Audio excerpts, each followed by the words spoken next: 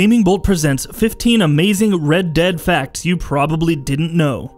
In the 14 years since Red Dead Revolver first came out on PS2 and Xbox back in 2004, Rockstar's Red Dead franchise has changed in interesting ways. Though the upcoming Red Dead Redemption 2 is only the third game in the series, the franchise already has some serious cachet, and even though it doesn't have the pedigree of something like, say, Rockstar's own Grand Theft Auto, one definitely gets the feeling that if things continue in the right direction, the day that that's no longer true probably won't be too far away. To gear up for the launch of Red Dead Redemption 2, in this feature we're going to be looking at 15 interesting facts about the series, from Red Dead Revolver to Red Dead Redemption to the upcoming Red Dead Redemption 2. So without further ado, let's jump right in. Red Dead Revolver was originally in development at Capcom. Though Red Dead has become one of Rockstar's most valuable properties, it was Capcom who first started development on the game. It was under development at Unused Studios under the funding and oversight of Capcom, but both companies disagreed on the direction that they wanted Red Dead Revolver to take. As such, the game was cancelled by Capcom in 2003. Recently, however, Unused Studios has been acquired by Rockstar's parent company Take-Two Interactive, and rebranded as Rockstar San Diego. And one of the Unused Studios' former projects caught the eye of Rockstar boss Dan Houser. In December 2003, Rockstar acquired the rights to Red Dead Revolver from Capcom, and the rest is history. Revolver was originally going to be very arcadey. Rockstar isn't a studio that shies away from bombastic, over-the-top arcadey fun, as the Grand Theft Auto games perfectly show. And though Red Dead Redemption itself is very different in style, Revolver was definitely leaning more in that arcadey direction. However, back when it was still under development under Capcom, it was apparently much more arcadey. It was so arcadey, in fact, that it even had a character that could fly. The Capcom game was an uber arcade, Hamish Brown of Rockstar told BBC in an interview in April 2004. It even had a character who could fly. We kept its arcade roots, but gave it a more realistic backdrop. It was a case of taking Capcom's personality and infusing it with some of our own, taking things out like 4-foot mustaches on the Mexican bandits, and adding motion capture cutscenes and voiceovers that capture our dark sense of humor. It was decided near the end of Revolver's development that the sequel would be open world. Even though Rockstar probably couldn't have known just what Red Dead would go on to become and how well it would go on to do for them when they first acquired it, they at least knew it wasn't just going to be a one-game thing. Because even before Revolver was out, they were already in the planning stages of what they wanted the sequel to be like, even while the development on the first game was wrapping up. And during this time, they'd already decided that the game would go on to become Red Dead Redemption would be an open-world title. Red Dead Redemption, a spiritual successor. Thanks to its switch to an open-world setting, its brand new narrative that was unrelated to the first game, and its switch in tone to a more grounded style of storytelling, even though technically Red Dead Redemption was a sequel to Revolver, Rockstar didn't look at it that way. They looked at Red Dead Redemption as more of a spiritual successor. The voice of John Marston. John Marston is without a doubt one of the best and most fiercely loved characters we've seen in a video game over the last decade or so. And a lot of that is thanks to his excellent portrayal by Rob Whitehoff. However, while casting, he was not exactly Rockstar's first choice. Initially, Rockstar offered the role of John Marston to several well-known actors, including Clint Eastwood, Robert Redford, and Robert Duvall. They all turned it down, and Rockstar eventually offered the role to Whitehoff, and really, we're pretty glad that it turned out the way it did. Red Dead Redemption Unused Wanted posters.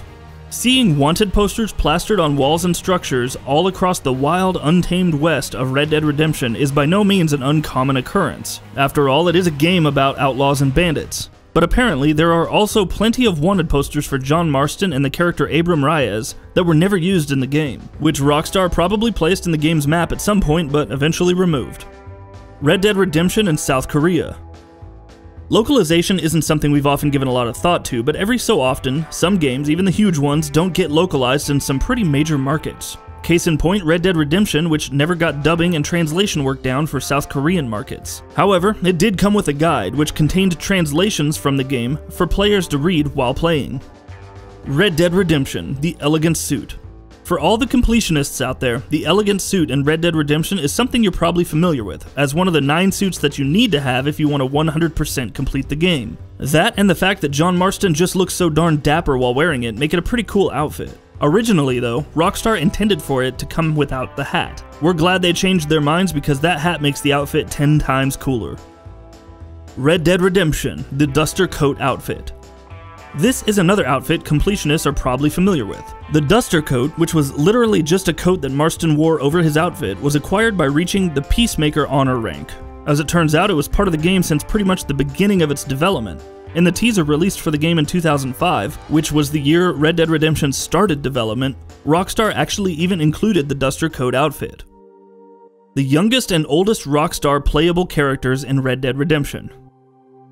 Here's something else about Red Dead Redemption that you might find interesting. At the time of its release, it had both the youngest and oldest playable character in a game developed by Rockstar. The youngest being Jack Marston, who was 19 years of age, and the oldest being 38-year-old John Marston. Of course, John Marston is no longer the oldest Rockstar protagonist, having been beaten for age by Grand Theft Auto V's 45-year-old Michael. Red Dead Redemption was in development for 5 years. Ideas for what a sequel to Red Dead Revolver would be like had already been kicked around at Rockstar San Diego as the first game neared the end of its development. It launched in 2004, and by 2005, Red Dead Redemption had entered production at the studio. The game was in development for 5 years, with over 800 people working on it before it finally launched in 2010. Red Dead Redemption 2 was in development for 8 years.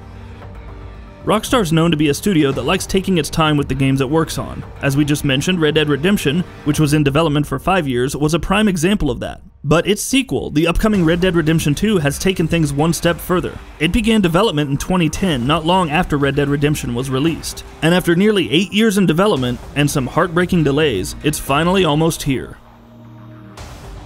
A collaboration between all Rockstar Studios. What's interesting about the development of Red Dead Redemption 2 is that no one single Rockstar studio is wholly responsible for it. In the past, even though there obviously has been some collaboration between Rockstar Studios, their games have usually been developed primarily by a single team. GTA 5, for instance, was developed by Rockstar North, while Red Dead Redemption was developed by Rockstar San Diego.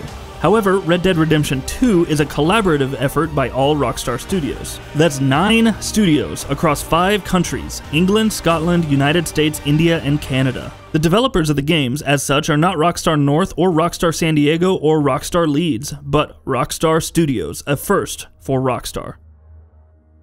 More than 1,200 actors involved.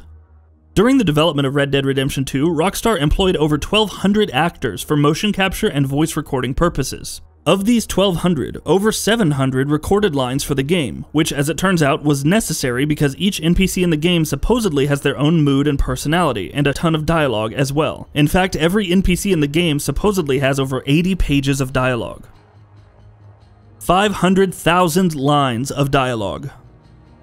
Here are some more interesting figures for you. There are a total of over 500,000 lines in the game, a total of 300,000 animations, while all the motion capture work was spread out over 2,200 days of recording. Meanwhile, the game also has a main story script that's nearly 2,000 pages long. Red Dead Redemption 2 is probably the most ambitious game Rockstar has ever made, and these are just a few of the figures that show just how ambitious.